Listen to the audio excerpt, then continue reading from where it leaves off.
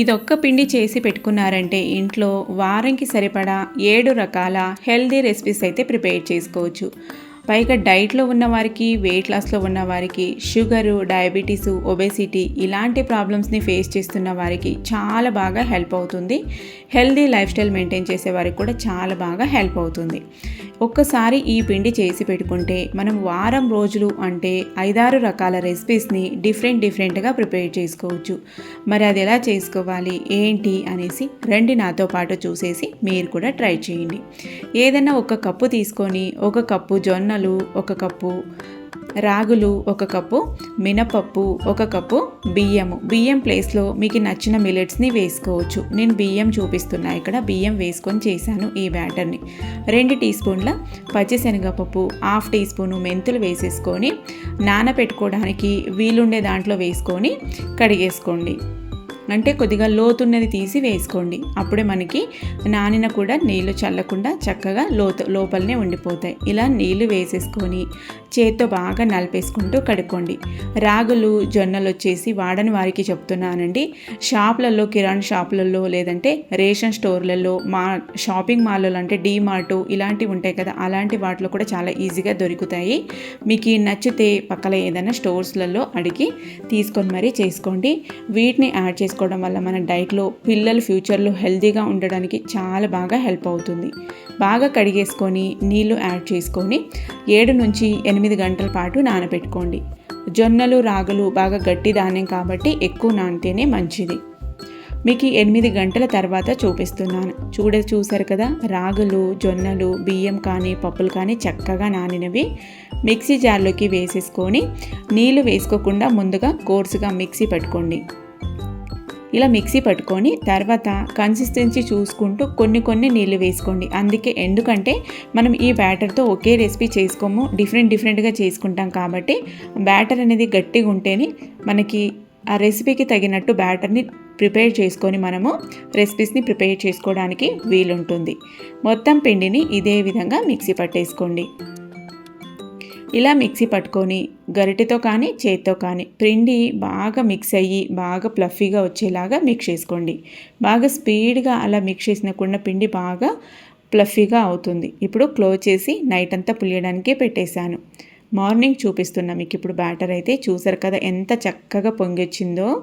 పిండి మనకి ఇలా చక్కగా పొంగితేనే ప్రిపేర్ చేసుకునే డిఫరెంట్ రెసిపీస్ కూడా టేస్ట్ బాగుంటాయి, చక్కగా కుదురుతాయి కూడా రెసిపీస్.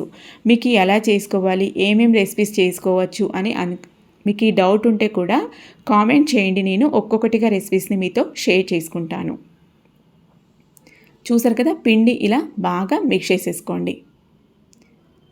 బ్యాటర్ కూడా ఇలా థిక్గా ఉంటేనే మనకి డిఫరెంట్గా వెరైటీగా రెసిపీస్ని ప్రిపేర్ చేసుకోవడానికి వీలుంటుంది. అందుకే చెప్పాను, చూసుకొని కొన్ని నీళ్ళు వేసుకొని మిక్సీ పట్టుకోండి. బ్యాటర్ కూడా బాగా స్మూత్గా మిక్సీ పట్టుకోవాలి. నేను ఇక్కడ పిండినైతే ఎక్స్ట్రా ఉన్న పిండిని ఒక డబ్బాలో వేసేసుకొని స్టోర్ చేసుకుంటాను. డైలీ ఒక్కొక్కలాగా పిల్లలకి చేసి పెడుతూ ఉంటాను.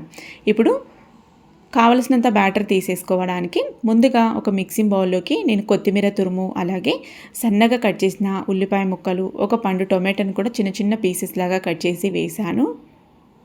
ఇప్పుడు అన్ని వెజిటేబుల్స్ని బాగా మిక్స్ అయ్యేలాగా మిక్స్ చేసుకుందాం.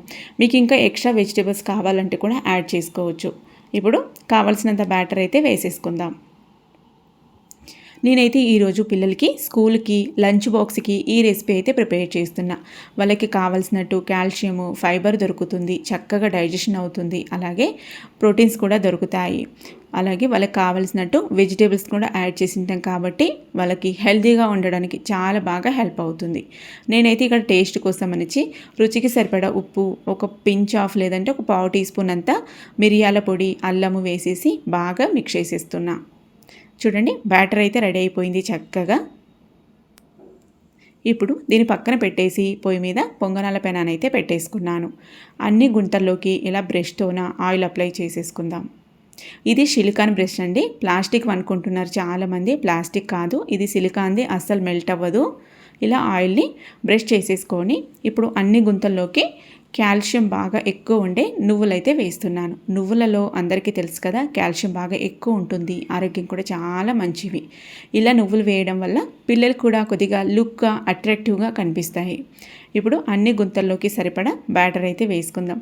మీరు ఫ్లేమ్ని కనుక మీడియం ఫ్లేమ్లో పెట్టుకున్నారంటే నువ్వులు చిటపటలాడుతూ బయటకు వచ్చేస్తాయి.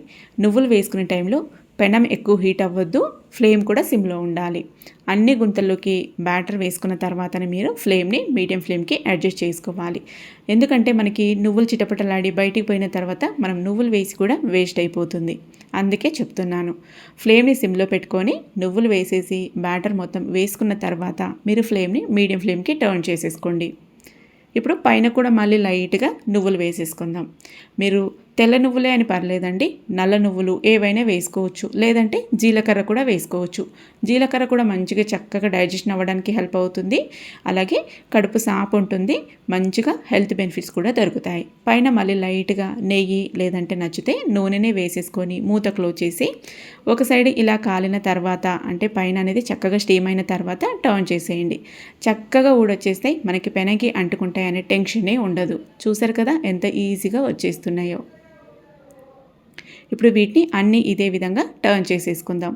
పిల్లలకి ఇలాగా హెల్తీగా అది కూడా డిఫరెంట్గా చేసి పెట్టామంటే చాలా ఇష్టంగా తింటారండి. ఎప్పుడు ఆ తెల్ల బియ్యంతో కాకుండా అప్పుడప్పుడు వారానికి కనీసం ఒక 3-4 సార్లైనా ఇలా రాగులతో కానీ జొన్నలతో కానీ ఇంకా చాలా రకాల మిలెట్స్ ఉన్నాయి, వాటితో కానీ చేసి పెట్టడానికి ట్రై చేయండి. సో ఈరోజు నేనైతే మా పిల్లల కోసం హెల్తీగా ఈ మల్టీగ్రెయిన్ మిలెట్ కాంబినేషన్తో పొంగనాలు అయితే చేశాను. పిల్లలకి స్కూల్కి లంచ్ బాక్స్కి అయితే పెడుతున్నాను. మరి మీరు ఏమేం బ్రేక్ఫాస్ట్ ప్రిపేర్ చేశారో, లంచ్లో ఏమేమి తిన్నారో నాతో పాటు షేర్ చేసుకోవడం మాత్రం మర్చిపోకండి. మరి ఈ రెసిపీ మీకేమైనా కొంచెము యూస్ఫుల్ అనిపించింది, బాగుంది అనిపిస్తే కనుక తప్పకుండా ఒక లైక్ చేయండి. మీరు చేసే లైక్స్ వల్ల నేను నెక్స్ట్ వీడియోస్ చేయడానికి కూడా మోటివేషన్గా ఉంటుంది. అలాగే మీకు ఇదే బ్యాటర్తో ఇంకా ఏమేమి రెసిపీస్ చేసుకోవాలి అనే డౌట్ ఉంటే కూడా కామెంట్ చేయండి. నేను ఆల్రెడీ ఒక రెసిపీ పోస్ట్ చేశాను, దోశల్ని ఎలా చేసుకోవాలి అనేసి. ఆ వీడియో లింక్ కూడా ఇస్తాను, కావాలంటే కామెంట్ చేయండి, చూసేయండి. మరి నెక్స్ట్ మళ్ళీ ఒక హెల్తీ రెసిపీతో కలుద్దాం. Bye. Thank you for watching.